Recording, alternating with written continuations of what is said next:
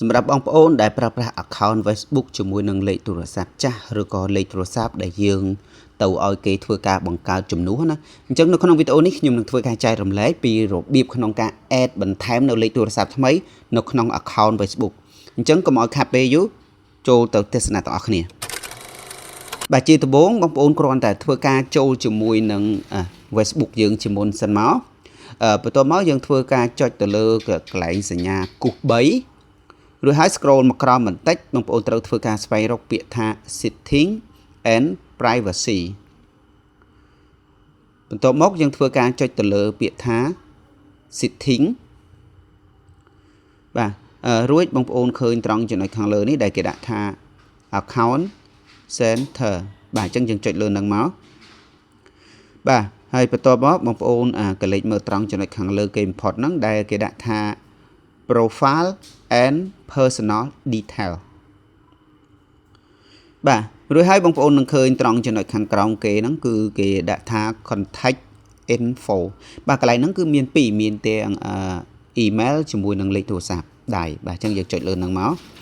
ហើយនៅក្នុងនេះគឺយើងបង្កើតជាមួយនឹងលេខទូរស័ព្ទដៃអមជាមួយនឹង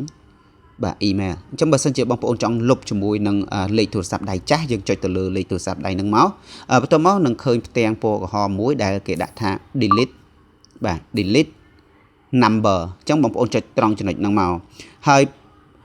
បន្ទាប់ពីយើងធ្វើការ delete ណាបាទរួចរាល់ហើយបងប្អូនអាចធ្វើការ add បន្ថែមថ្មីដែលគេដាក់ថា add mobile number បាទមកដល់ត្រង់ចំណុចនេះគឺយើងធ្វើការផ្លាស់ប្ដូរប្រទេសជាមុនសិនបើសិនជាបងប្អូនរស់នៅប្រទេសណាអាចធ្វើការផ្លាស់ប្ដូរលេខកូដប្រទេសនឹងជាមុនសិនបន្ទាប់ពីធ្វើការផ្លាស់ប្ដូរឬក៏ select ទៅដល់ប្រទេសដែលយើងរស់នៅបច្ចុប្បន្ននឹងរួចរាល់ហើយបងប្អូនគ្រាន់តែធ្វើការបន្ថែមជាមួយនឹងលេខទូរស័ព្ទដៃនៅក្នុងខាងក្រោមហ្នឹងបាទរង្វង់ខាងក្រោមហ្នឹងឧទាហរណ៍ខ្ញុំបន្ថែមលេខទូរស័ព្ទដៃមួយនេះ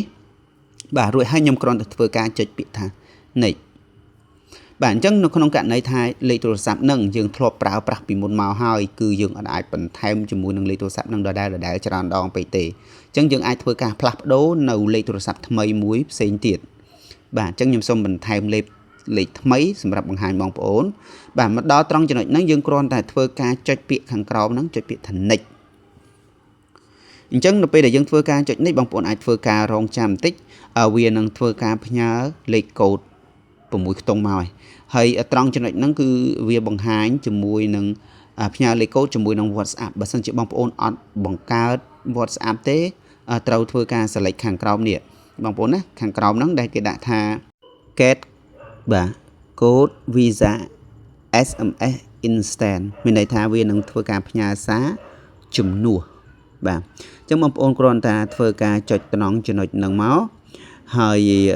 ត្រង់ចំណុចនេះគឺយើងគ្រាន់តែធ្វើការរងចាំបាទប្រហែលជា